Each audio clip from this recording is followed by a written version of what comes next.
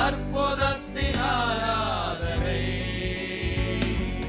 அபிஷேக ஆராதனை, அனல் மூட்டும் ஆராதனை, ஆராதனை, ஆராதனை ஆண்டவர்க்கே, ஆராதனை, ஆராதனை, ஆராதனை இயேசுவுக்கே, ஆராதனை, அதிகாலை ஆராதனை ஆண்டவர்க்கே, ஆராதனை. நமக்கு ஸ்தோத்திரம். அப்படியே கரங்களை உயர்த்தி, இதோ மனிதர்கள் மத்தியில் வாசம் செய்பவரே, எங்கள் நடுவிலே வசித்திட விரும்பிடும் தெய்வமே, இதோ மனிதர்கள் மத்தியில் வாசம் செய்பவரே, எங்கள் நடுவிலே வசித்திட விரும்பிடும் தெய்வமே, உமக்கு சிங்காசனம் அமைத்திட உம்மை துதிக்கிறோம் இயேசுவே, பரிசுத்த அலங்காரத்துடனே உம்மை தொழுகிறோம் இயேசுவே, எங்கள் மத்தியில் உலாவிடும் எங்களோடென்றும் வாசம் செய்யும், எங்கள் மத்தியில் உலாவிடும் எங்களோடென்றும் வாசம் செய்யும், எங்கள் மத்தியில் உலாவிடும் எங்களோடென்றும் வாசம் செய்யும். அல்லேலூயா ஓசன்னா, அல்லேலூயா ஓசன்னா, அல்லேலூயா ஓசன்னா, அல்லேலூயா ஓசன்னா, அல்லேலூயா ஓசன்னா. நல்ல சத்தத்தை உயர்த்தி தேவனை நாம் துதிப்போமா? உமக்கே அல்லேலூயா ஓசன்னா,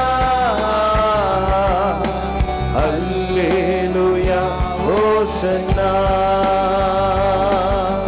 மரணத்தை ஜெயித்தவரே, உம்மை ஆராதனை செய்கிறோம், ஆதாளம் வென்றவரே, உம்மை ஆராதனை செய்கிறோம். அல்லேலூயா ஓசன்னா, அல்லேலூயா ஓசன்னா, அல்லேலூயா ஓசன்னா,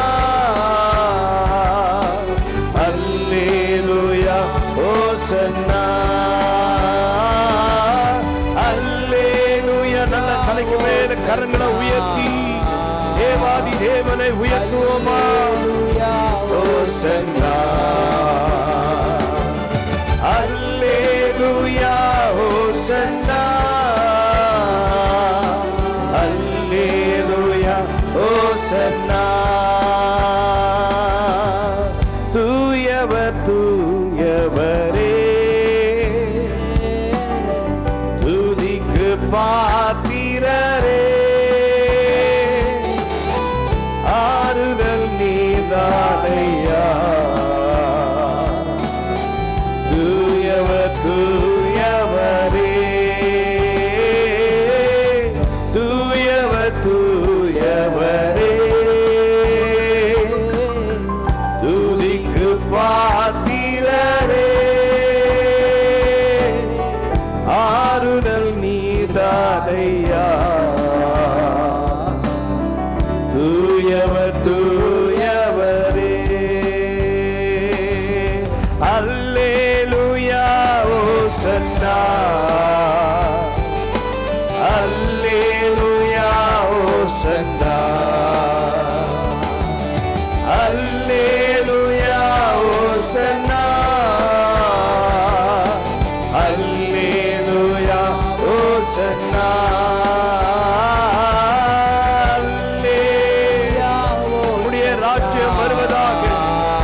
பிரசன்னம் எங்களை ஆளுகை செய்வதாக. எல்லா தடைகள் இயேசுவின் நாமத்திலே விலகட்டும். அல்லேலூயா ஓசன்னா அல்லேலூயா ஓசன்னா அல்லேலூயா அல்லேலூயா அல்லேலூயா அல்லேலூயா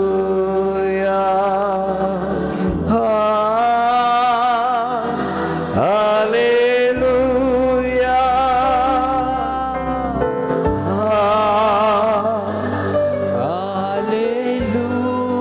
பிதா தம்முடைய ஒரே பேரான குமாரனை நமக்காய் முழுமையாய் ஒப்பு கொடுத்தாரு.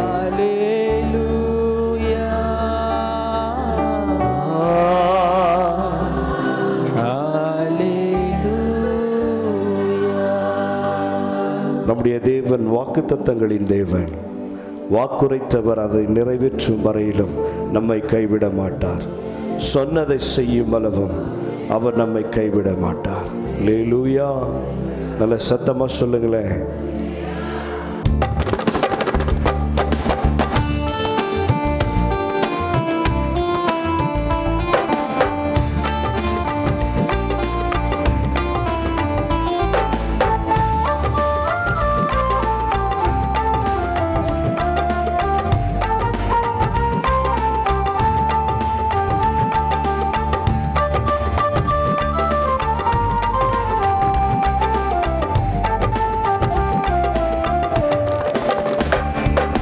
பாடும்போது என் உதடு கெம்பீரித்து மகிழும்.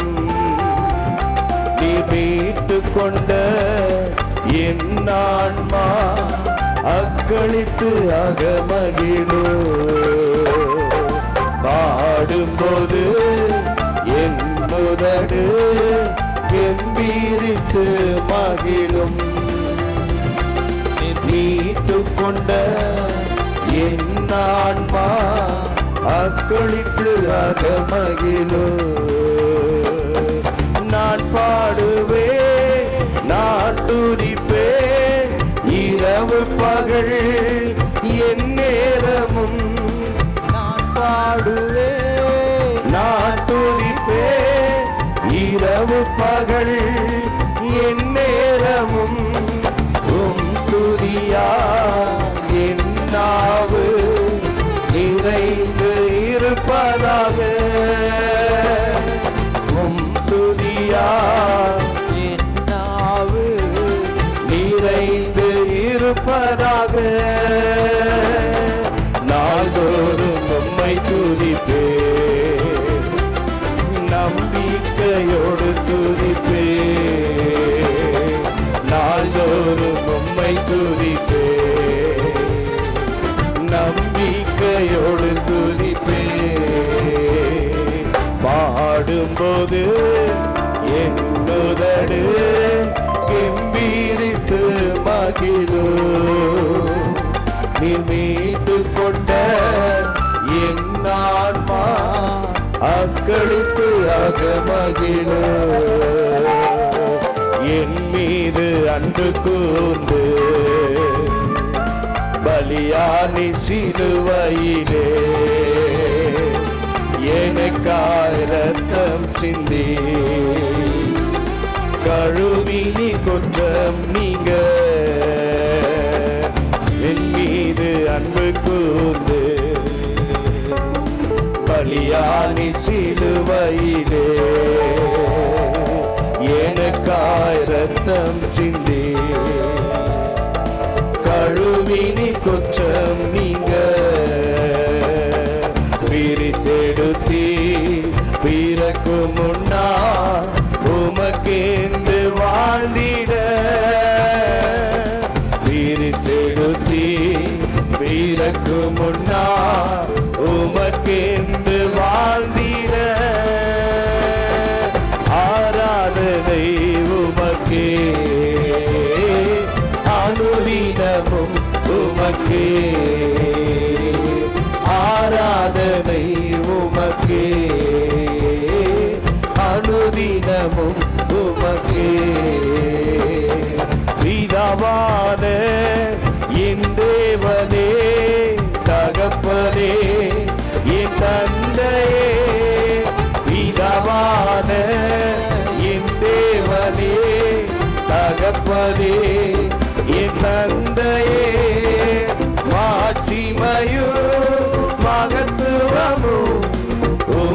தானே என்றென்றைக்கோ மாட்சிமையோ மகத்துவமோ உமக்கு தானே என்றென்றைக்கோ வல்லமையோ மகிமையோ தகப்பனே உமக்கு தானே வல்லமையோ மகிமையோ தகப்பனே உமக்கு தானே எங்கள் ஆராதனை உமக்கே அனுதினமும் உமக்கே எங்கள் ஆராதனை உமக்கே அனுதினமும் உமக்கே உம்ரத்தா பிதாவோடு ஒப்புரவாக்கி மகிழ செய்தி உம்ரத்தா பிதாவோடு ஒப்புரவாக்கி மகிழ செய்தி தரைபடாத மகனாக நிறுத்தி தினம் பார்க்கின்றி தரைபடாத மகளாக நிறுத்தி தினம் பார்க்கின்றே வல்லமையோ மகிமையோ தகப்பனே உமக்கு தானே வல்லமையோ மகிமையோ தகப்பனே உமக்கு தானே எங்கள் ஆராதனை உமக்கே அனுதினமும் உமக்கே எங்கள் ஆராதனை உமக்கே அனுதினமும் உமக்கே எண்ணங்கள் ஏக்கங்கள் எல்லாமே அறிந்திருக்கின்றீ எண்ணங்கள் ஏக்கங்கள் எல்லாமே அறிந்திருக்கின்றீ நடந்தாலும் படுத்தாலும் அப்பா நீர் அறிந்திருக்கின்றீ நடந்தாலும் சொல்லுவோம் அடுத்தாலும் ஷபகதரபா நீர் அறிந்திருக்கின்றீர். நந்தி ராஜா இயேசு ராஜா நந்தி ராஜா இயேசு ராஜா என்னை காண்பவரே தினம் காப்பவரே என்னை காண்பவரே தினம் காப்பவரே எபினேசரே எபினேசரே இதுவரையில் உதவி நீரே எபினேசரே எபினேசரே இதுவரையில் உதவி நீரே இதுவரையில் உதவி நீரே உம்மை முழு உள்ளத்தோடு ஆராதிப்பே முழு பலத்தோடு அன்பு கூறுவே ஆராதனை ஆராதனை ஆராதனை ஆராதனை உமக்கு ஆராதனை ஆராதனை ஆராதனை ஆராதனை யெகோவா ரபா யெகோவா ரபா சுகம் தந்தீரே நன்றி ஐயா யெகோவா ரபா யெகோவா ரபா சுகம் தந்தீரே நன்றி ஐயா சுகம் தந்தீரே நன்றி ஐயா உம்மை முழு உள்ளத்தோடு ஆராதிப்பே முழு பலத்தோடு அன்பு கூறுவே ஆராதனை ஆராதனை ஆராதனை ஆராதனை உமக்கு ஆராதனை ஆராதனை ஆராதனை ஆராதனை கல்வாரி சிலுவையினார்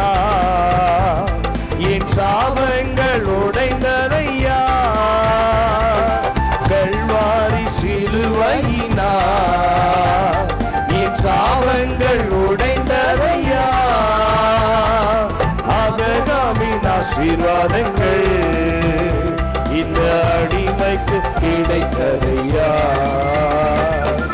ஆபிரகாமின் ஆசீர்வாதங்கள் இந்த அடிமைக்கு கிடைத்ததையா. நன்றி நன்றி நன்றி நன்றி நன்றி நன்றி. ரத்தத்தினாலே கழுவப்பட்டே பரிசுத்தமாக்கப்பட்டே. இயேசு ரத்தத்தினாலே கழுவப்பட்டே ஆமென் பரிசுத்தமாக்கப்பட்டே மீட்கப்பட்டே திரு ரத்தத்தால் அலகையின் பிடியில் நின்று. மீட்கப்பட்டே திரு ரத்தத்தால் அலகையின் பிடியில் நின்று. ரத்தம் ஜெய ரத்தம் ஜெய இயேசு கிறிஸ்துவின் ரத்தம் ஜெய. ரத்தம் ஜெய கல்வாரி ரத்தத்தினால் நம்மை கழுவி சுத்திகரித்தாரே. அவருடைய கல்வாரி ரத்தத்தில் ஒப்பு கொடுத்தவர்களால் நல்ல கரங்களை தட்டி மாசத்தமுடைய ரத்தத்திற்காய் ஸ்தோத்திரம். விடுதலை தருகிறவருடைய ரத்தத்திற்காய் ஸ்தோத்திரம். ரத்தம் ஜெய ரத்தம் ஜெய இயேசு கிறிஸ்துவின் ரத்தம் ஜெய. ரத்தம் ஜெய ரத்தம் ஜெய இயேசு கிறிஸ்துவின் ரத்தம் ஜெய. ரத்தம் ஜெய பாடும்போது தேவனுடைய ரத்தத்தின் வல்லமை சுகப்படுத்துகிற வல்லமை. தேவனுடைய ரத்தத்தில் விடுதலை உண்டு. அவருடைய ரத்தத்தில் ஜீவன் உண்டு. அவருடைய ரத்தத்தில் உயர்வு உண்டு. மகிமை மகிமை வெளிப்படும் நாட்களிலே அக்கினி அக்கினி பரிசுத்த அக்கினி அக்கினி வானங்களை கிழித்து தேவன் தம்முடைய அக்கினியினால் அக்கினி சுவாலையினால் உங்களை மூடுகிறார். அக்கினி காலத்தோடு நல்ல கரங்களை தட்டி ஆவில நிரப்பி இந்த பொல்லாத உலகத்துல வெற்றியுள்ள வாழ்க்கை வாழ்வதற்கு கர்த்தர் அக்கினிமயமான அபிஷேகத்தை ஊற்றுவாராக. அக்கினி சக்கத்தாலா ஓதி வாக்கத்தரமோ இயேசுவின் நாமத்தினால இந்த அக்கினியின் வல்லமை, இந்த இரத்தத்தின் வல்லமை, இந்த பிரசன்னத்தின் வல்லமை ஊற்றப்படுவதாக. அக்கினி பரிசுத்த அக்கினி அக்கினி பரிசுத்த அக்கினி. நல்ல கரங்களை தட்டி கர்த்தருடைய நாமத்தை உயர்த்துங்க பார்க்கலாம். சொன்னதை செய்யும் அளவு அவர் நம்மை கைவிடுகிற தேவன் அல்ல. மனமாற அவர் மனுபுத்திரன் அல்ல. சொல்லியும் செய்யாதிருப்பாரோ. உன்னதமானவரின் உயர் மறைவில் இருக்கிறவர் சர்வ வல்லவரின் நிழல் தங்குவார். இது பரமசிலாக்கியமே. சர்வ வல்லவரின் நிழலில் தங்குவார். இது பரமசிலாக்கியமே. அவர் சேனையின் அடைக்கலம் புகவே சிறகுகளா போடுவார். அவர் சேனையின் அடைக்கலம் புகவே சிறகுகளா போடுவார். தொடர்ந்து கர்த்தர் நம்மோடு கூட பேசுவாராக. இயேசுவின் நாமத்தில் ஜெபிக்கிறேன் பிதாவே. அல்லேலூயா. இன்றைக்கு இந்த காலை நேரத்தில் நாம் தியானத்திற்கென்று எடுத்துக்கொண்ட வேத வசனம் நீதிமொழிகள் 28:20. நீதிமொழிகள் சாலமோனின் நீதிமொழிகள் 28ஆம் அதிகாரம் 20வது வார்த்தை. உண்மையுள்ள மனுஷன் பரிபூரண ஆசீர்வாதங்களை பெறுவான். உண்மையுள்ள மனிதன் பரிபூர்ணமான ஆசீர்வாதத்தை பெறுவான். பூரணம், பரிபூரணம், சம்பூரணம். உண்மையாய் இருக்கிற மனிதனுக்கு பரிபூர்ணமான சந்தோஷத்தை தேவன் கட்டளையிடுகிறாராம். என கண்பான கர்த்தருடைய பிள்ளையே, உண்மையை தேவன் எதிர்பார்க்கிறார். நம்முடைய வாழ்க்கையில் உண்மை பரிசுத்த வேதாகமத்தில் யாரெல்லாம் உண்மையாய் இருந்தார்களோ அவர்களெல்லாம் உயர்த்தப்பட்டார்கள், மேன்மைப்படுத்தப்பட்டார்கள், ஆசீர்வதிக்கப்பட்டார்கள், அற்புதங்களை பெற்றார்கள், அதிசயங்களை கண்டார்கள், உன்னதமாய் வாழ்ந்தார்கள், அநேகருக்கு வாழ்ந்து வழிகாட்டினார்கள். அந்த உண்மை தன்மை அவர்களை ஆசீர்வதித்தது. தானியேலை எடுத்துக்கொள்ளுங்கள். தானியேல் உண்மை உள்ளவனாக இருந்தான், அவன் ஜெபிப்பதில் உண்மை உள்ளவனாக இருந்தான். யோசேப்பை எடுத்துக்கொள்ளுங்கள், அவன் உண்மை உள்ளவனாக இருந்தான், மேன்மைப்படுத்தப்பட்டான் என்று வேதத்தில் நாம் வாசிக்கிறோம். அப்படி பரிசுத்த வேதாகமத்தில் அநேகர் உண்மையாக இருந்தார். மோசே தேவனுடைய வீட்டில் எங்கும் உண்மை உள்ளவராக இருந்தார் என்று வேதம் சொல்லுகிறது. அப்போ உண்மை தன்மையை கர்த்தர் ஆசீர்வதிக்கிறார். ஆண்டவர் கடைசி நாட்களில் கூட நாம் ஒரு நாள் இந்த உலகத்தின் ஓட்டத்தை முடித்துவிட்டு சிங்காசனத்திற்கு முன்பாக போய் நாம் நிற்போம். அன்றைக்கு நம்மை பார்த்தும் கர்த்தர் உண்மையும் உத்தமுள்ள ஊழியக்காரனே என்று நம்மை அழைக்க வேண்டும். அல்லேலூயா. ஆபிரகாம் உண்மை உத்தமமாய் வாழ்ந்ததினால் சகல ஜனங்களிலும் அவர் ஆசீர்வதிக்கப்பட்டு கொண்டு வந்தார் என்று வேதம் சொல்லுகிறது. ஆபிரகாம் சீமானாய் இருந்தார், ஆபிரகாம் பிரபுவாய் இருந்தான். வேலைக்காரன் எலியாசை சொல்லுகிறார், என் எஜமான் மிகவும் ஆசீர்வதிக்கப்பட்டிருக்கிறார், அவருடைய கிருபை எஜமானை விட்டு விலகவில்லை, ஆக மகா பெரிய பிரபுவாய் இருக்கிறார் என்று வேலைக்காரன் சொல்லுகிற அந்த பாராட்டுக்கு தக்கதாக ஆபிரகாமின் உண்மை நிமித்தம் கர்த்தர் ஆசீர்வதித்து மேன்மைப்படுத்தினார். இன்றைக்கு எல்லாரும் நாம் ஜெபிக்கிறோம், எல்லாருடைய வாழ்க்கையிலும் ஆசீர்வாதம் வேண்டும் என்று விரும்புகிறோம், அதற்காக ஜெபிக்கிறோம், அதற்காக உபாசிக்கிறோம், அதற்காக கொடுக்கிறோம்.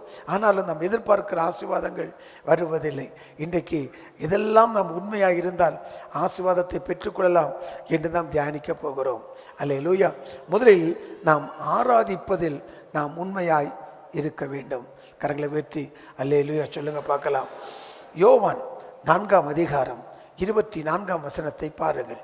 யோவான் 4:24. தேவன் ஆவியாய் இருக்கிறார், தேவன் ஆவியாக இருக்கிறார், அவரை தொழுது கொள்ளுகிறவர்கள் ஆவியோடும் உண்மையோடும் அவரை தொழுது கொள்ள வேண்டும். தொழுது கொள்ளுகிறவர்கள் ஆவியோடும் உண்மையோடும் நாம் தொழுது கொள்ள வேண்டும். இன்றைக்கு நாம் பாடலை பாடுகிறோம், எல்லாரும் நம்ம கரங்களை தட்டி பாடுகிறோம், ஆனாலும் உண்மையோடு கூட கர்த்தரை ஆராதிக்க வேண்டும். பாடல் பாடும்போது மகிழ்ச்சியோடு கர்த்தருக்கு ஆராதனை செய்து ஆனந்த சத்தத்தோடு சன்னதி முன் வாருங்கள் என்று சொல்லி 100ஆம் சங்கீதம் 2ஆம் வசனத்தில் நாம் வாசிக்கிறோம். அது மட்டுமல்ல, சங்கீதம் 29 2 பாருங்கள். சங்கீதம் 29:2. கர்த்தருடைய நாமத்திற்குரிய மகிமையை அவருக்கு செலுத்துங்கள். மகிமையை செலுத்தி கர்த்தரை ஆராதிக்கணும், அவருக்கு மகிமையை செலுத்தி மனப்பூர்வமாக ஆராதிக்கணும். பரிசுத்த அலங்காரத்துடனே அவரை தொழுது கொள்ளணும். உண்மையோடு அவரை நாம் தொழுது கொள்ள வேண்டும். இரண்டாவது, பரிசுத்த அலங்காரத்தோடு நாம் தொழுது கொள்ள வேண்டும். சங்கீதம் 96:9 பாருங்கள். சங்கீதம் 96:9. பரிசுத்த அலங்காரத்துடனே கர்த்தரை தொழுது கொள்ளுங்கள். பரிசுத்த அலங்காரத்தோடு கர்த்தரை தொழுது கொள்ளுங்கள். பூலோகத்தாரே, நீங்கள் யாவரும் அவருக்கு முன்பாக நடுங்குங்கள். அப்போ பயத்தோடும் நடுக்கத்தோடும் கர்த்தரை ஆராதிக்க வேண்டும். இன்னைக்கெல்லாம் நம்ம பார்க்கிறோம், அந்த பயமும் நடுக்கமும் காணல. கர்த்தருக்கு பயப்படுதலே ஞானத்தின் ஆரம்பம் என்று வேதம் சொல்லுகிறது. அப்போ பயத்தோடும் நடுக்கத்தோடும் கர்த்தரை நாம் ஆராதிக்க வேண்டும். பயபக்தியோடு கர்த்தரை ஆராதிக்க வேண்டும். மனப்பூர்வமாய் கர்த்தரை ஆராதிக்க வேண்டும். உண்மையாய் கர்த்தரை நாம் ஆராதிக்கும் போது உண்மையிலேயே அந்த ஆசீர்வாதங்கள், பரிபூர்ண ஆசீர்வாதங்கள் நமக்கும் நம்முடைய பிற்கால சன்னதிக்கும் அது கிடைக்கிறதாக இருக்கிறது. பாடலை பாடுகிறோமா? அது மனப்பூர்வமாய் பாட வேண்டும். எபேசியர் 5ஆம் அதிகாரம் 19ஆம் வசனத்தை பாருங்கள். எபேசியர் 5ஆம் அதிகாரம் 19ஆம் வசனத்தை பாருங்கள். சங்கீதங்களினாலும் கீர்த்தனைகளினாலும் ஞான பாட்டுகளினாலும் ஒருவருக்கொருவர் புத்தி சொல்லிக் கொண்டு இருதயத்திலே கர்த்தரை பாடி கீர்த்தனம் பண்ணி. அப்போ உண்மையாய் கர்த்தரை ஆராதிக்கும் போது நம்ம பாடல்கள் எல்லாம் எப்படி இருக்குன்னா, இருதயத்தின் ஆழத்திலிருந்து வரணும், அது மனப்பூர்வமா வரணும். கொலோசையர் 3ஆம் அதிகாரம் 16ஆம் வசனத்தை பாருங்கள். 3:16. கொலோசையர் 3ஆம் அதிகாரம் 16வது வசனம். கிறிஸ்துவின் வசனம் உங்களுக்குள்ளே சகல ஞானத்தோடும் பரிபூர்ணமாக வாசமாய் இருப்பதாக சங்கீதங்களினாலும் கீர்த்தனைகளினாலும் ஞான பாட்டுகளினாலும் ஒருவருக்கொருவர் போதித்து புத்தி சொல்லிக் கொண்டு உங்கள் இருதயத்திலே கர்த்தரை பக்தியுடன் பாடி. இருதயத்துல கர்த்தரை பக்தியுடன் பாடணுமா? நம்ம ஆராதிக்கும் போது நம்ம உண்மையாய் ஆராதிக்கணும். பாடல் பாடும்போதும் அதை மனப்பூர்வமாக நம்ம பாடி அதில் உண்மையை வெளிப்படுத்தும் போது, நம்முடைய மனப்பூர்வத்தை வெளிப்படுத்தும் போது வேதம் என்ன சொல்லுகிறது? கொலோசையருக்கு நிருபம் 3ஆம் அதிகாரம் 24ஆம் வசனத்தை பாருங்கள். கொலோசையர் 3ஆம் அதிகாரம் 24வது வசனம். எதை செய்தாலும், நீங்கள் எதை செய்தாலும் அதை மனுஷர்களுக்கென்று செய்யாமல், அதை நீங்கள் மனுஷருக்கு என்று நீங்கள் செய்யாமல் கர்த்தருக்கென்றே மனப்பூர்வமாய் செய்யுங்கள். கர்த்தருக்கு என்று மனப்பூர்வமாய் செய்யுங்கள். அப்ப எதை செய்தாலும், நாம் தேவாலயத்திற்கு வரும்போதும் தனியாக ஜெபிக்கும் போதும் எந்த சூழ்நிலையில் நாம் வந்தாலும் அதை மனப்பூர்வமாய் செய்யும்போது அந்த பரிபூர்ணமான ஆசீர்வாதம் நமக்கும் நம்முடைய சந்ததிக்கும் வந்து கிடைக்கிறது. அருமையான கர்த்தருடைய பிள்ளையை, முதலாவது காரியம் மனப்பூர்வமாய் கர்த்தரை ஆராதிக்க வேண்டும். வேதம் சொல்லுகிறது தலையை உயர்த்தி கர்த்தரை ஆராதிக்க வேண்டும். யோவான் 17ஆம் அதிகாரம் 1ஆம் வசனத்தை பாருங்கள். யோவான் 17ஆம் அதிகாரம் 1ஆம் வசனத்தை பாருங்கள். இயேசு இவைகளை சொன்ன பின்பு தம்முடைய கண்களை வானத்துக்கு ஏறெடுத்து, பார்த்தீங்களா, தலையை உயர்த்தி ஜெபிக்கிறத பார்க்கிறோம் பாருங்க. இந்த 17ஆம் அதிகாரம் முழுவதும் தன் சீசர்களுக்காக அவர் வேண்டிக் கொள்ளுகிறார், உலகத்திற்காக வேண்டிக் கொள்ளுகிறார், வருங்கால சன்னதிக்காக அவர் வேண்டிக் கொள்வதை குறித்து யோவான் 17ஆம் அதிகாரத்தில் நாம் வாசிக்கிறோம். அருமையான கர்த்தருடைய பிள்ளையே, முதலாவது ஜெபிக்கும் போது, ஆராதிக்கும் போது தலையை உயர்த்தி நாம் ஜெபிக்க வேண்டும், கண்களை உயர்த்தி ஜெபிக்க வேண்டும். 121ஆம் சங்கீதம் 1ஆம் வசனத்தை பாருங்கள். வேதம் என்ன சொல்லுகிறது? சங்கீதம் 121. எனக்கு ஒத்தாசை வரும் பர்வதங்களுக்கு நேராய் என் கண்களை ஏறெடுக்கிறேன். அப்போ அந்த கண்களை உயர்த்தி நம்ம கர்த்தரை பாடி ஆராதிக்கணும். கண்களை உயர்த்தணும், தலையை உயர்த்தணும், கண்களை உயர்த்தணும், தலையை உயர்த்தணும். அது மட்டுமல்லாமல் இருதயத்தை உயர்த்தணும்.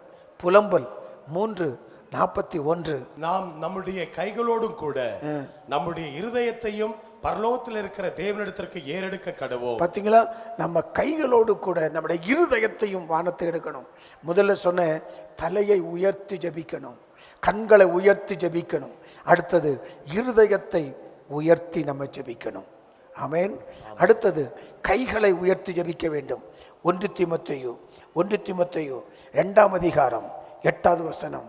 அன்றியும் புருஷர்கள் கோபமும் தர்க்கமும் இல்லாமல் பரிசுத்தமான கைகளை உயர்த்தி எல்லா இடங்களிலேயும் ஜெபம் பண்ண வேண்டும் என்று விரும்புகிறேன். கைகளை உயர்த்தணும். பாடி ஆராதிக்கும் போது மனப்பூர்வமாய் அந்த ஆசீர்வாதம் நமக்கு கிடைக்கிறது. அது மட்டுமல்ல, சத்தத்தை உயர்த்தி நம்ம ஜெபிக்கணும். சத்தத்தை உயர்த்தி நம்ம கர்த்தரை பாடி ஆராதிக்கணும். எபிரேயர் 5ஆம் அதிகாரம் 7ஆம் வசனத்தை பாருங்கள். எபிரேயர் 5ஆம் அதிகாரம் 7வது வசனம். அவர் மாம்சத்தில் இருந்த நாட்களில் தம்மை மரணத்தினின்று ரட்சிக்க வல்லமில்லவரை நோக்கி பலத்த சத்தத்தோடும் கண்ணீரோடும் விண்ணப்பம் பண்ணி, கண்ணீரோடு பத்தி பலத்த சத்தத்தோடு அவர் ஜெபம் பண்ணினார். அவர் ஊக்கமாய் ஜெபம் பண்ணினார். நம்ம பாடி ஆராதிக்கும் போது ஆதி திருச்சபை ஊக்கமாய் ஜெபித்தது என்று வேதத்திலே வாசிக்கிறோம். இயேசு கெச்சமனே தோட்டத்தில் ஊக்கமாய் ஜெபித்தார். முழு பலத்தோடும் முழு ஆத்மாவோடும் கர்த்தரை பாடி ஆராதிக்க வேண்டும். கரங்களை விட்டு அல்லேலூயா. ஹல்லேலூயா. எபினேசரே எபினேசரே இதுவரையில் உதவி நீரே, எபினேசரே எபினேசரே இதுவரையில் உதவி நீரே, இதுவரையில் உதவி நீரே. உம்மை முழு உள்ளத்தோடு ஆராதிப்பேன், முழு பலத்தோடு அன்பு கூறுவேன். ஆராதனை ஆராதனை ஆராதனை ஆராதனை உமக்கு ஆராதனை ஆராதனை ஆராதனை ஆராதனை. எல்ரோயே எல்ரோயே என்னை கண்டீரே, நன்றி ஐயா. எல்ரோயே எல்ரோயே என்னை கண்டீரே, நன்றி ஐயா. என்னை கண்டீரே, நன்றி ஐயா. உம்மை முழு உள்ளத்தோடு ஆராதிப்பேன். உள்ளத்தோடு அன்பு கூறுவேன்.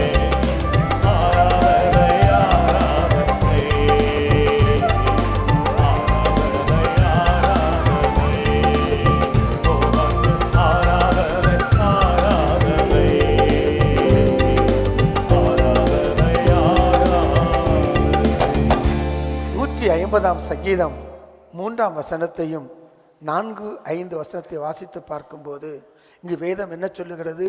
150 சங்கீதம் 3வது வசனம் 4-5 வாசிங்க. எக்கால தொனியோடு அவரை துதியுங்கள், வீணையோடும் சுரமண்டலத்தோடும் அவரை துதியுங்கள், தம்பூரோடும் நடனத்தோடும் அவரை துதியுங்கள், யாழோடும் தீங்குழலோடும் அவரை துதியுங்கள், ஓசையுள்ள கைத்தாளங்களோடு அவரை துதியுங்கள், பேரோசையுள்ள கைத்தாளங்களோடும் அவரை துதியுங்கள். இங்க பாருங்க, 5வது வசனத்துல கரங்களை தட்டி கர்த்தரை பாடி ஆராதிக்கணுமா? கைத்தாளத்தோடு கர்த்தரை பாடி ஆராதிப்பதற்கு கர்த்தர் நமக்கு கிருபைகளை தருவாராக. ஆமென். ரட்சிக்கப்பட்ட தெய்வ பிள்ளைகளுக்கு அடையாளம் என்ன தெரியுமா? 149 சங்கீதம் 8 வசனம் என்ன சொல்லுகிறது பாருங்கள். 140 அவர்கள் வாயில் கர்த்தரை உயர்த்தும் துதியும், அவர்கள் கையில் இருபுறமும் கருக்குள்ள பட்டயமும் இருக்கும். அவர் வாயில கர்த்தரை துதிக்கிற துதி, அவரை பாடி ஆராதிக்கிற ஆராதனை அவர் வாயில இருக்கும். கர்த்தருடைய பாடலை இன்பமாய் பாடின சங்கீதக்காரன் தாவீதை குறித்து வேதம் சொல்லுகிறது. 2 சாமுவேல் 23 அதிகாரத்திற்கு வரும்போது அங்கு வேதம் என்ன சொல்லுகிறது பாருங்கள். தாவீதுடைய கடைசி வார்த்தைகள், தாவீதுடைய கடைசி வார்த்தைகள், மேன்மையாய் உயர்த்தப்பட்டு யாக்கோபுடைய தேவனால் அபிஷேகம் பெற்று இஸ்ரவேலின் சங்கீதங்களை இன்பமாய் பாடின தாவீது. அல்லேலூயா. கர்த்தருடைய ஆவியார் என்னை கொண்டு பேசினார், அவருடைய வசனம் என் நாவில் இருந்தது. அவருடைய நாவில் துதி இருக்கிறது, நாவில் ஆராதனை இருக்கிறது, நாவில் வசனம் இருக்கிறது, ஆவிக்குரிய வார்த்தை இருக்கிறது, ஆவிக்குரிய வாக்குத்தத்தங்கள் இருக்கிறது, அந்நிய பாஷை இருக்கிறது, கர்த்தரை துதிக்கும் துதி இருக்கிறது. அந்த பாடல் ஆராதனையோடு வந்து கர்த்தரை பாடி உண்மையாய் இருக்கிற போது பரிபூர்ணமான ஆசீர்வாதத்தை அந்த பிள்ளைகள், அந்த சபை பெற்றுக்கொள்ளுகிறது. நல்ல கரங்களை உயர்த்தி அல்லேலூயா, அல்லேலூயா. அப்போ முதலாவது கர்த்தரை மனப்பூர்வமாய் பாடி ஆராதிக்கிற கிருபையை தேவன் நமக்கு தர வேண்டும். அல்லேலூயா. இரண்டாவதாக நாம் எதில் உண்மையாக இருக்க வேண்டும்? ஜெபிப்பதில் நாம் மனப்பூர்வமாக இருக்க வேண்டும், உண்மையாக இருக்க வேண்டும். ஆவியிலும் உண்மையிலும் பாடி ஆராதிக்கும் போது அந்த பரிபூர்ணமான ஆசீர்வாதங்கள் வந்து நமக்கு கிடைக்கிறது. இரண்டாவதாக நம்ம ஜெபிக்கும் போது உண்மையான ஜெபமாய் அது இருக்க வேண்டும். சங்கீதம் 145:18 பாருங்கள். சங்கீதம் 145:18 பாருங்கள். தம்மை நோக்கி கூப்பிடுகிற யாவருக்கும், உண்மையாய் தம்மை நோக்கி கூப்பிடுகிற யாவருக்கும் கர்த்தர் சமீபமாய் இருக்கிறார். 2 பேர் தேவாலயத்திற்கு போனாங்க. ஒருவன் ஆயக்காரன், இன்னொருவன் பரிசேயன். 2 பேர் ஆலயத்துக்கு போறாங்க.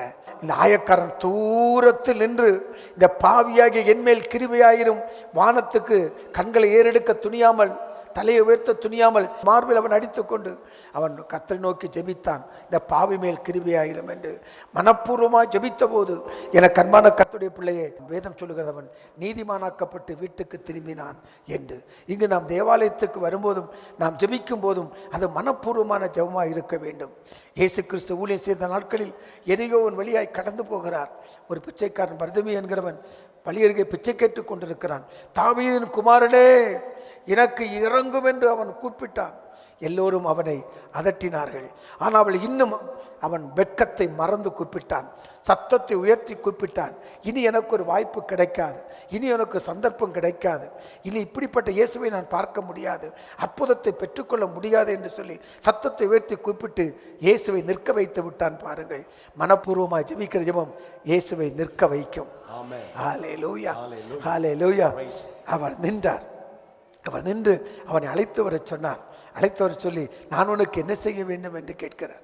அருமையான கர்த்தருடைய பிள்ளையே, உண்மையாய் ஜெபிக்கிற ஜெபமாய் நம்முடைய ஜெபம் இருக்குமானால் நிச்சயமாய் பரிபூர்ணமான ஆசீர்வாதங்கள் நமக்கு நிச்சயமாய் கிடைக்கும். ஆதி சபை ஊக்கமாய் ஜெபித்தது, நாமும் ஊக்கமாய் ஜெபிக்க வேண்டும். கானானிய ஸ்திரியை பாருங்கள். அவள் ஆண்டவர் நோக்கி, தாவீதின் குமாரனே, எனக்கு இறங்கும், என்னுடைய மகளும் கொடிய வேதனைப்படுகிறாள். மனப்பூர்வமாய் கூப்பிட்டாள். அற்புதம் நடந்தது. இயேசு நின்று அவருடைய குழந்தைக்கு அற்புதங்களை செய்ததைப் போல நாமும் ஜெபிக்கும் போது நிச்சயமாய் தேவ மகிமை நம்மை மூடுவதை நிச்சயமாய் காண்பீர்கள். 12 வருடம் பெரும்பாடாக இருந்த ஸ்திரீ அந்த விசுவாசத்தோடு, அந்த உண்மை விசுவாசத்தோடு வந்து அவன் வஸ்திரத்தின் ஓரத்தை தொட்டபோது அற்புதம் நடந்தது, வல்லமை வெளிப்பட்டது. ஆண்டவர் சொல்லுகிறார், என்னிடமிருந்து வல்லமை புறப்பட்டு போனதே என்று அவர் சொல்லுகிறதை நாம் பார்க்கிறோம். ஆகவே இரண்டாவதாக நாம் செய்ய வேண்டிய காரியம், ஜெபிக்கும் போது மனப்பூர்வமாய் ஜெபிக்க வேண்டும். முதலாவது மனப்பூர்வமாய் கர்த்தரை பாடி ஆராதிக்க வேண்டும். இரண்டாவது மனப்பூர்வமாய் ஜெபிக்க வேண்டும். மூன்றாவது பாருங்கள், கர்த்தருக்கு கொடுப்பதில் உண்மையாய் இருக்க வேண்டும். யாத்திரையாகமம் 25:2 பாருங்கள். இஸ்ரவேல் புத்திரர் எனக்கு காணிக்கை கொண்டு வரும்படி, இஸ்ரவேல் புத்திரர் எனக்கு காணிக்கை கொண்டு வரும்படி அவர்களுக்கு சொல்லு. மனப்பூர்வமாய் உற்சாகத்துடன் கொடுப்பவன், மனப்பூர்வமாய், அதாவது உண்மையாய் கொடுக்கிறவன் அவனிடத்தில் என்ன பண்ண? காணிக்கை வாங்குவீர்களாக. 2 கொரிந்தியர் 9:7 வசனம். 2 கொரிந்தியர் 9:7 வசனம். அவனவன் விசனமாயும் அல்ல கட்டாயமாயும் அல்ல, தன் மனதில் நியமித்தபடியே கொடுக்க கடவன். உற்சாகமாய் கொடுக்கிறவரிடத்தில் கர்த்தர் பிரியமாய் இருக்கிறார். முதலில் கர்த்தரை பாடி ஆராதிப்பதில் உண்மை, மனப்பூர்வமாய் கர்த்தரை பாடி ஆராதிக்கணும்.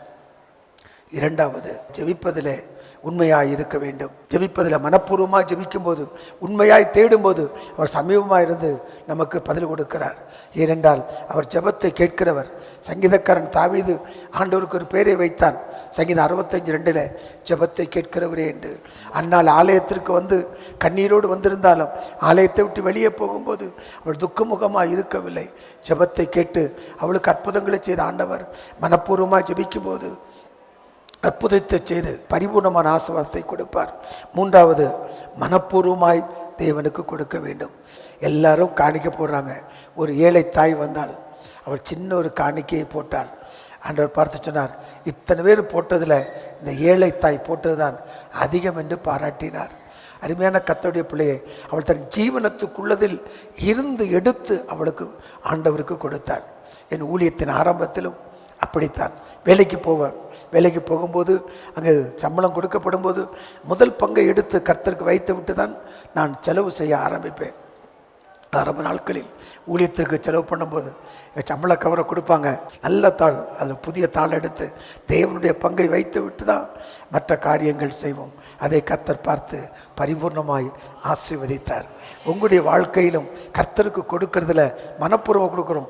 எவ்வளவு கொடுக்கிறோம் என்பது முக்கியமல்ல, அவைகளெல்லாம் மனப்பூர்வமாய் கொடுக்கப்பட்டால் நிச்சயமாகவே உங்களுக்கு பரிபூர்ணமான ஆசீர்வாதத்தை தேவன் தருவார். அல்லேலூயா. நான்காவது, ஆலயத்துக்கு வருவதில் மனப்பூர்வம். சங்கீதம் 122:1 பாருங்கள். சங்கீதம் 122:1. கர்த்தருடைய ஆலயத்திற்கு போவோம் வாருங்கள் என்று எனக்கு அவர்கள் சொன்ன போது மகிழ்ச்சியாய் இருந்தேன். அடுத்தது, கர்த்தருடைய ஆலயத்துக்கு வருகிறதுல சந்தோஷமா வரணும். ஏதோ ஒரு கடமைக்காக வந்தோம் அப்படின்னு வைக்காம ஒரு மனப்பூர்வமாக கர்த்தருடைய ஆலயத்துக்கு நம்ம வரணும். அப்போ தான் அந்த ஆசீர்வாதங்கள் நமக்கு உண்மையாய் கிடைக்கும். நேரம் தவறாமல் சீக்கிரமாய் வர வேண்டும். கர்த்தருடைய சமூகத்துக்கு நம்ம போகிறோம்.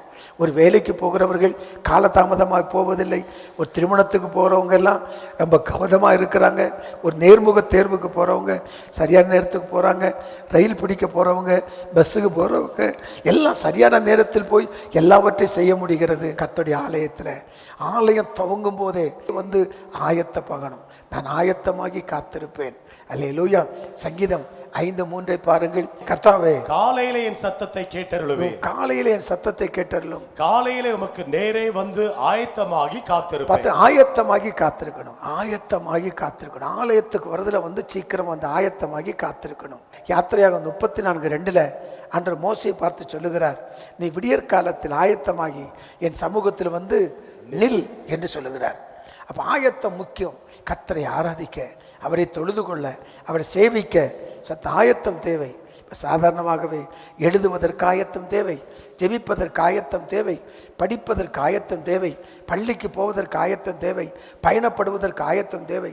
எல்லாருக்கும் ஒரு ஆயத்தம் தேவை. அதே போல தான் கர்த்தருடைய ஆலயத்துக்கு வருவதற்கும் ஒரு ஆயத்தம் தேவை. கரங்களை வைத்து அல்லேலூயா. சனிக்கிழமையே அதற்கான ஆயத்தத்தை செய்து, ஞாயிற்றுக்கிழமை தேவனுடைய நாள், அது பரிசுத்த நாள், கர்த்தனோடு பேசுகிற நாள், நான் கர்த்தரோடு பேசுகிற நாள், அவருடைய வல்ல மகிமை வெளிப்படுகிற நாள், அவருடைய ஆசீர்வாதத்தை பெற்றுக்கொள்கிற நாள். இந்த வாரம் முழுவதும் நான் மகிழ்ச்சியாக இருப்பதற்கு, சந்தோஷமாக இருப்பதற்கு வருகிற பிரச்சனைகள், பல போராட்டங்கள் உண்டு. மனப்போராட்டம் உண்டு, மாம்ச போராட்டம் உண்டு, மரண போராட்டம் உண்டு, மண்டல போராட்டங்கள் உண்டு. பலவிதமான போராட்டங்களை நாம் சந்திக்கிறோம். அந்த சந்திக்கிற எல்லா போராட்டத்திற்கும் வெற்றிக்கான ஆசீர்வாதத்தை, கிருபையை, வெற்றிக்கான வழியை காட்டப்படுகிற ஞாயிற்றுக்கிழமை அன்றைக்கு மனப்பூர்வமாய் சீக்கிரமாய் போய் தேவ சமூகத்திலே காத்திருக்க வேண்டும் என்ற ஒரு மனப்பூர்வம் இருக்குமானால் அது ஆசீர்வாதமாய் இருக்கும். ஆமென். முதலாவது சொன்னேன், ஆராதனையில உண்மை. இரண்டாவது ஜெபிப்பதில் உண்மை. மூன்றாவது கொடுப்பதில் உண்மை. நான்காவது ஆலயத்துக்கு வருவதிலே உண்மை. ஐந்தாவது பாருங்கள், ரோமர் 6:17. ரோமர் 6ஆம் அதிகாரம் 17ஆம் வசனம். முன்னே நீங்கள் பாவத்திற்கு அடிமைகளாயிருந்தும் இப்பொழுது உங்களுக்கு ஒப்புவிக்கப்பட்ட உபதேச சட்டத்திற்கு நீங்கள் மனப்பூர்வமாய் நீங்கள் கீழ்ப்படிந்ததினாலே தேவனுக்கு ஸ்தோத்திரம். தேவனுக்கு ஸ்தோத்திரம். இப்ப மனப்பூர்வமா கீழ்ப்படியணும். எதை செய்தாலும் மனப்பூர்வமா செய்யணும். எசேக்கியா ராஜாவுக்கு செய்தி வருகிறது தீர்க்கதரிசி மூலமாய், வியாதிப்பட்ட போது உன் வீட்டு காரியத்தை ஒழுங்குபடுத்தும், நீர் பிழைக்க மாட்டீர் என்று சொல்லி. இங்கு எசேக்கியா ராஜா சுவர் பக்கமாய் திரும்பி ஜெபிக்கிறார். பாருங்க, சுவர் பக்கமாய் திரும்பி ஜெபிக்கிறார். உடனே அவர் அரண்மனை முற்றத்தை தாண்டவில்லை, தீர்க்கன் எளிமைய முற்றத்தை தாண்டவில்லை. அதற்கு முன்பே கர்த்தரிடமிருந்து பதில் வருகிறது. எசேக்கியாவின் மனப்பூர்வமான ஜெபத்திற்கு மனப்பூர்வமாய் கர்த்தரை தேடுகிறார். வேதம் சொல்லுகிறது, உண்மையாய் தேடுள்ள யாவருக்கும் அவர் சமீபமாய் இருக்கிறார். திங்கக்குட்டிகள் தாட்சியடைந்த பட்டினியாய் கிடந்தாலும் கர்த்தரை தேடுகிறவர்களுக்கு ஒரு நன்மையும் குறைபடாகிறது. மனப்பூர்வமாய் ஆண்டவரை தேடினார். ஆண்டவரே, நான் எவ்வளவு மன உத்தமமாய் இருந்தேன் என்று சொல்லி விண்ணப்பம் பண்ணுகிறார் எசேக்கியா ராஜா. நான் உமக்கு முன்பாக எவ்வளவு மன உத்தமமாக இருந்தேன் என்பதை நினைத்தருளும் என்று சொல்லி ஜெபிக்கிறார். அவ்வளோதான் சொன்னார், நான் எவ்வளோ உத்தமமாக இருந்தேன், எவ்வளோ உண்மையாக இருந்தேன் சொல்லி ஜெபிக்கிற போது அவருக்கு 15 ஆண்டுகளை கூட்டி கொடுத்து கர்த்தர் ஆசீர்வதித்தார். மனப்பூர்வமான ஆராதனை, மனப்பூர்வமான ஜெபம், மனப்பூர்வமான கொடுத்தல், மனப்பூர்வமான ஆலயத்துக்கு வருதல், மனப்பூர்வமாய் கீழ்ப்படிதல், இதெல்லாம் தேவ ஆசீர்வாதத்தை நமக்கு அளவில்லாமல் பரத்திலிருந்து கொண்டு வரும்.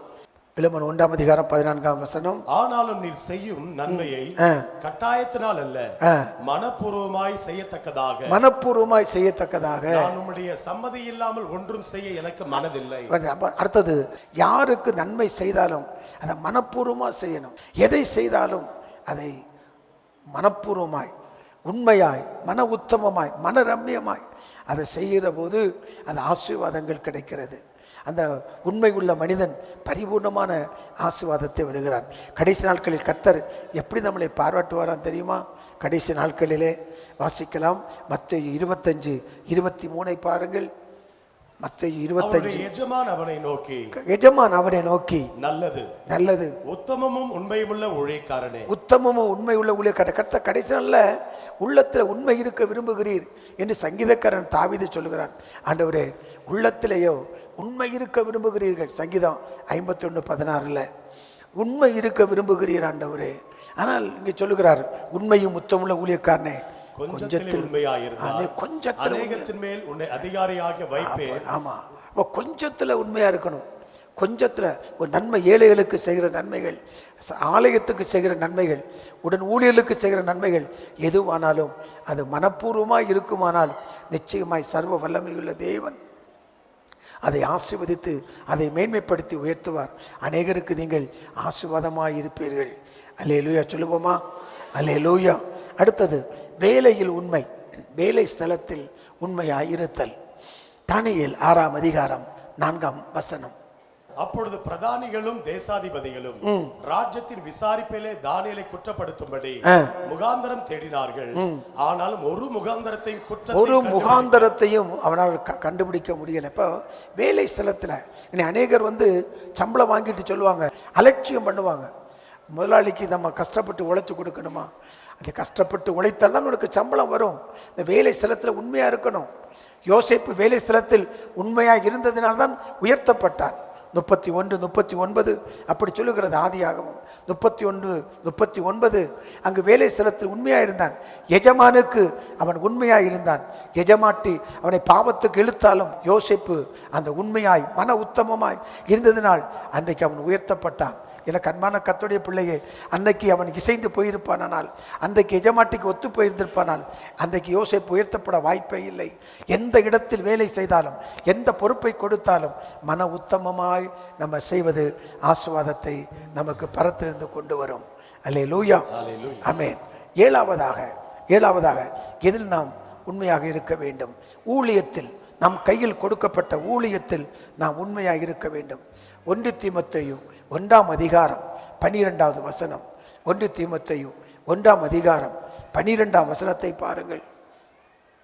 என்னை பலப்படுத்துகிற நம்முடைய கர்த்தராகிய இயேசு கிறிஸ்து என்னை உண்மை உள்ளவன் என்று எண்ணி இந்த ஊழியத்திற்கு ஏற்படுத்தினபடியால் அவரை ஸ்தோத்தரிக்கிறேன். அப்ப அடுத்தது ஊழியத்துல உண்மையா இருக்கணும். ஊழியம் நமக்கு கொடுக்கப்பட்ட சின்ன ஒரு பாடல் பாடுகிற ஊழியமாக இருக்கலாம், ஒரு சண்டே கிளாஸ் டீச்சர் ஊழியமாக இருக்கலாம், ஒரு வாலிப ஊழியமாக இருக்கலாம், ஒரு சின்ன பாய் விரிக்கிற ஊழியமாக இருக்கலாம். எதுவானாலும் சரி, நம் கையில் கொடுக்கப்பட்ட ஊழியத்தில் நாம் உண்மையாக இருக்கிற போது அது பெரிய ஆசீர்வாதத்தை பரத்திலிருந்து கொண்டு வருகிறது. இன்றைக்கு எல்லாருக்கும் ஆசீர்வாதம் வேணும் அப்படின்னு நம்ம எதிர்பார்க்கிறோம். அது தவறல்ல, எல்லாருடைய எதிர்பார்ப்பும் அவ்வளவுதான். ஆனாலும் உண்மையாக இருக்கிற போது, கொடுப்பதில், ஜெபிப்பதில், ஆராதிப்பதில், கீழ்ப்படுகிறதுல உண்மையாக இருக்கும்போது கர்த்தர் நமக்கு ஆசீர்வாதத்தை கட்டளையிடுகிறார். கடைசியாக 2 கொரிந்தியர் 1ஆம் அதிகாரம் 12ஆம் வசனத்தை பாருங்கள். 2 கொரிந்தியர் 1:12. மாம்சத்திற்கேற்ற ஞானத்தோடு நடவாமல் தேவனுடைய கிருபையினால் நாங்கள் உலகத்திலேயும் விசேஷமாக உங்களிடத்திலேயும் கபடமில்லாமல் திவ்ய உண்மையோடு நடந்தோம் என்று. திவ்ய உண்மையோடு, அடுத்த நடக்கையில உண்மை, நம்ம பேச்சில் உண்மை இருக்கணும், போதிக்கிறதுல உண்மை இருக்கணும், விசாரிக்கிறதுல உண்மை இருக்கணும், எல்லாவற்றிலும் உண்மை. நாங்கள் உண்மையாய் நடந்தோம் அப்படின்னு சொல்லி தைரியமாய் கடிதம் எழுதுகிறார். நம்முடைய வாழ்க்கையில் அப்படி சொல்லணும்.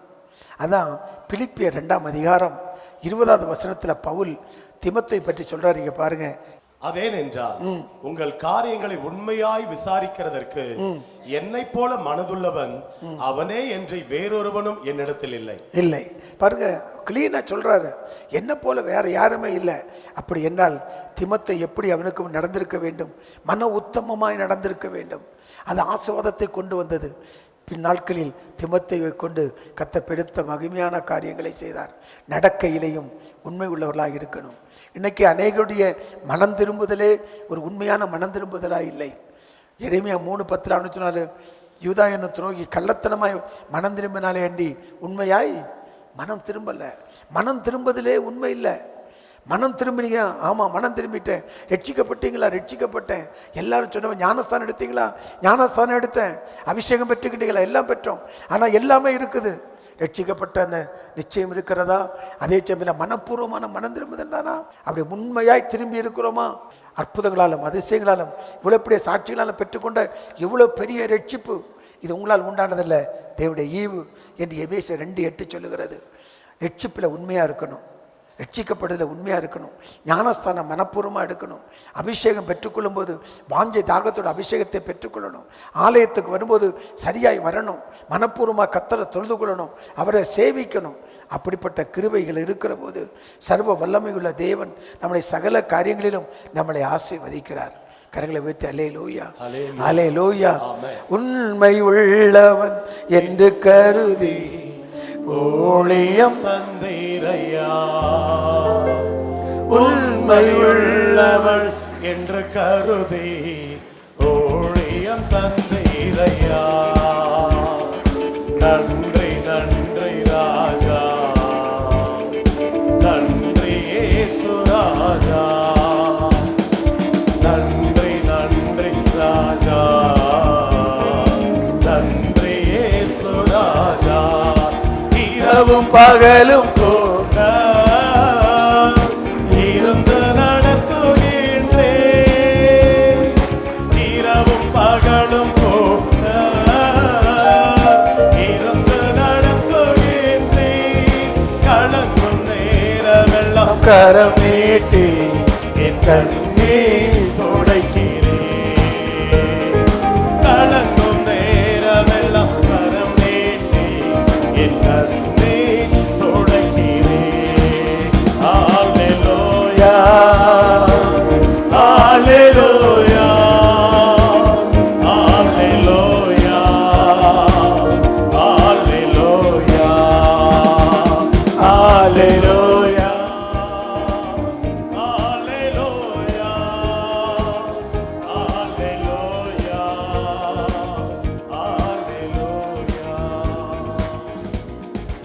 உண்மையாய் இருத்தல் பரிபூர்ணமான ஆசீர்வாதத்தை கொண்டு வரும். வேதம் சொல்லுகிறது, சங்கீதம் 12:1, உண்மை உள்ளவர்கள் மனுபுத்திரரில் குறைந்திருக்கிறார்கள். உண்மை உள்ளவர்கள் மனுபுத்திரரில் குறைந்து போய்விட்டார்கள் என்று சொல்லி, அப்படி இல்லாதபடிக்கு மன உண்மையாய் காணப்பட கர்த்தர் உதவி செய்யணும். ஜெபிப்பதில் உண்மை, கொடுப்பதில் உண்மை, ஆலயத்துக்கு வருவதில் உண்மை, கீழ்ப்படிவதில் உண்மை, நன்மை செய்வதில் உண்மை, வேலை ஸ்தலத்தில் உண்மை, நடக்கையில் உண்மை, எல்லாம் கடைசியாக அன்பு கூறுவதில் உண்மை. உங்கள் அன்பு மாயமற்றதாய் இருப்பதாக. அன்பு செலுத்துவதிலும் கூட மாயம் இருக்கக்கூடாது. எல்லாவற்றிலும் தேவன் நேசிக்கிற அந்த உண்மை இருக்க வேண்டும். அந்த உண்மை இருக்கும்போது 1000க்கு கர்த்தர் உங்களை அதிபதியாய் வைப்பார். ஹல்லேலூயா, ஹல்லேலூயா. இரக்கம் உள்ளவரே, மனதுருக்கம் உடையவரே, இரக்கம் உள்ளவரே, மனதுருக்கம் உடையவரே, நீடிய சாந்தம் பொறுமை அன்பு நிறைந்து வாழ்பவரே, நீடிய சாந்தம் பொறுமை அன்பு நிறைந்து வாழ்பவரே, என் இயேசு ராஜா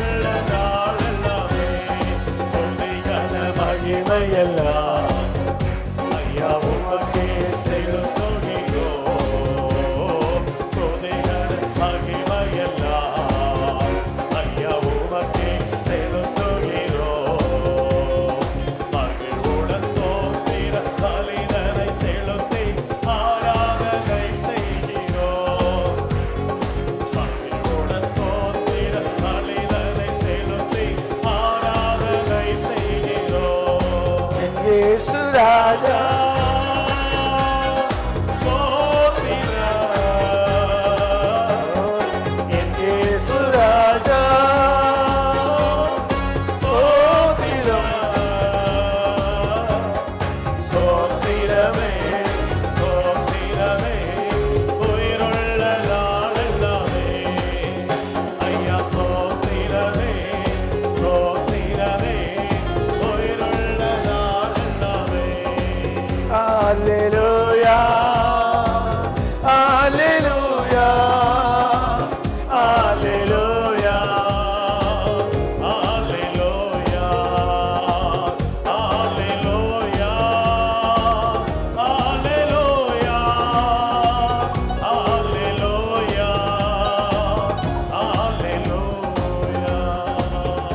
நீதிமொழிகள் 12:22.